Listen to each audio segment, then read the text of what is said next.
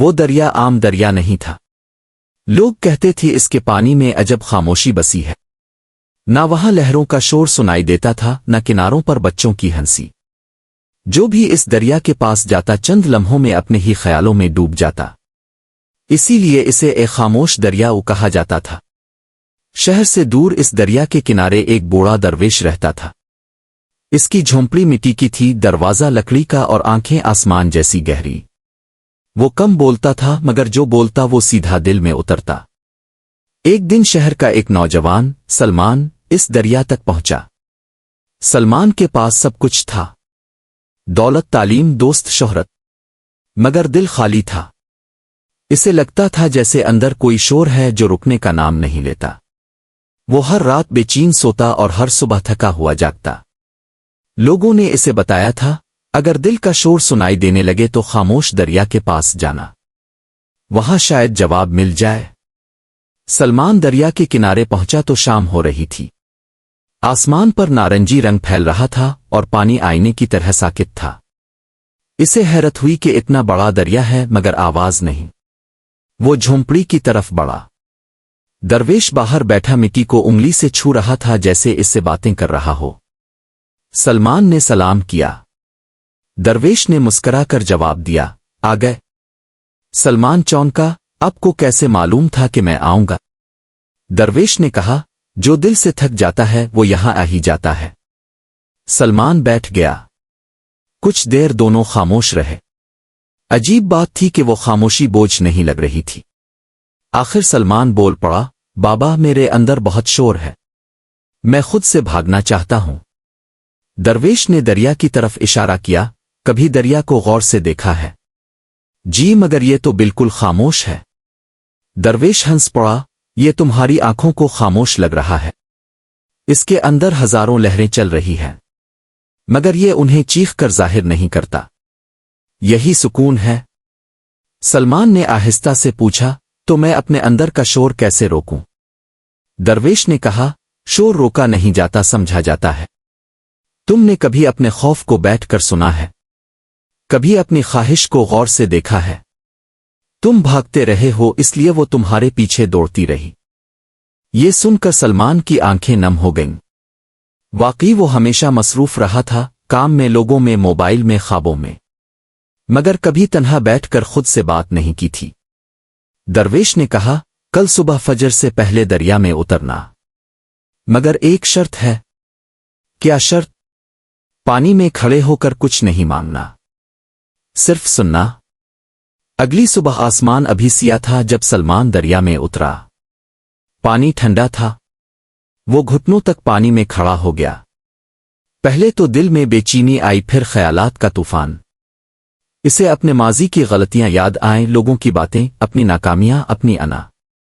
وہ بھاگنا چاہتا تھا مگر درویش کی بات یاد آئی، سننا ہے۔ وہ کھڑا رہا۔ کچھ دیر بعد اس نے محسوس کیا کہ خیالات آ رہے ہیں، جا رہے ہیں، جیسے لہریں۔ وہ اگر انہیں پکڑنے کی کوشش نہ کرے تو وہ خود بخود گزر جاتی ہے۔ پہلی بار اسے سمجھ آیا کہ مسئلہ خیالات نہیں، اس کا ان سے چمٹے رہنا تھا۔ وہ پانی سے باہر آیا تو سورج نکل رہا تھا۔ درویش نے پوچھا، کیا سنا؟ سلمان نے دھیرے سے کہا، میں نے خود کو سنا، اور میں اتنا خوفزدہ نہیں جتنا سمجھتا تھا۔ درویش نے سر ہلایا، دل دریا ہے، تم اسے تالاب بنانا چاہتے تھے، اسی لیے بدبو پیدا ہو گئی، بہنے دو اسے۔ دن گزرتے گئے۔ سلمان وہیں رک گیا۔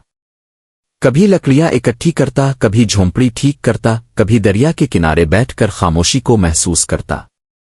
ایک دن اس نے پوچھا، بابا آپ یہاں کب سے ہیں؟ درویش نے جواب دیا، جب سے میں نے دنیا چھوڑ دی۔ سلمان نے کہا، اپنے سب کچھ کیوں چھوڑا؟ درویش مسکرایا، میں نے کچھ نہیں چھوڑا، میں نے بس وہ چھوڑا جو میرا تھا ہی نہیں۔ لوگ، تعریفیں، نام، عہدے، سب ادھار کے تھے، میں نے اپنا اصل چہرہ ڈھونڈ لیا بس۔ سلمان نے محسوس کیا کہ وہ بھی زندگی بھر ادھار کی شناخت لیے پھرتا رہا تھا۔ لوگوں کی توقعات، معاشرے کی تعریف، خاندان کا فخر، مگر اس کا اپنا دل کہاں تھا؟ ایک رات طوفان آیا، تیز ہوائیں چلیں، دریا کی لہریں بلند ہو گئیں۔ झोंपड़ी हिलने लगी। सलमान घबरा गया। बाबा, दरिया तो पुरसुकून था, ये क्या हो गया? दरवेश बाहर निकल आया। बारिश इसके चेहरे पर गिर रही थी मगर वो मुतमईन था। यही जिंदगी है, खामोशी भी, तूफान भी।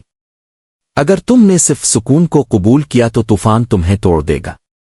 दोनों को गिले लगाओ। सलमान ने इस रात खौफ के बावजूद झोंपड़ी थामे रखी। सुबह हुई तो आसमान साफ था। दरिया फिर साकित हो चुका था। दरवेश ने कहा, देखा, तूफान मुस्तकिल नहीं होता, तुम्हारा गम भी नहीं। कई महीने गुजर गए। सलमान बदल चुका था। इसके चेहरे पर वही सुकून था जो दरिया में था। एक दिन इसने कहा, बाबा, अब मुझे शहर वापस जाना चाहिए। दरवेश ने पूछा, क्यों? क्योंकि शायद अब मैं भागूंगा नहीं, मैं शोर से डरूंगा नहीं। दरवेश ने मुस्करा कर कहा, बस यही सीखना था। दरिया के पास रहकर सुकून पाना आसान है, शहर में रहकर सुकून बरकरार रखना असल इम्तिहान है। सलमान रवाना हुआ। जाते हुए इसने आखिरी बार दरिया को देखा। पानी वैसा ही था, खामोश मगर जिंदा। शहर वापस आकर लोग हैरान थे। वही सलमान था मगर कुछ मुख्तलिफ। अब वो कम बोलता, ज्यादा सुनता, जल्दी गुस्सा नहीं करता, कामयाबी पर गुरूर नहीं करता, नाकामी पर टूटता नहीं। किसी ने पूछा, तुम बदल कैसे गए? सलमान ने मुस्करा कर कहा, मैंने अपने अंदर के दरिया को सुन लिया। सालों बाद खबर आई कि दरिया के किनारे वाला दरवेश दुनिया से रुखसत हो गया, मगर जो भी वहां जाता इसे अजीब सा सुकून मिलता। कहते हैं खामोश दरिया आज भी बह रहा है। जो भी वहां खड़ा होकर खुद को सुनने की हिम्मत करे इसे जवाब मिल जाता है। क्योंकि असल तसव्वुफ किसी मज़ार, किसी लिबास या किसी नाम में नहीं, वो इस लम्हे में है जब इंसान खुद से भागना छोड़ दे। और जब इंसान खुद को सुन ले तो इसे रब की आवाज़ अलग से सुनने की ज़रूरत नहीं रहती।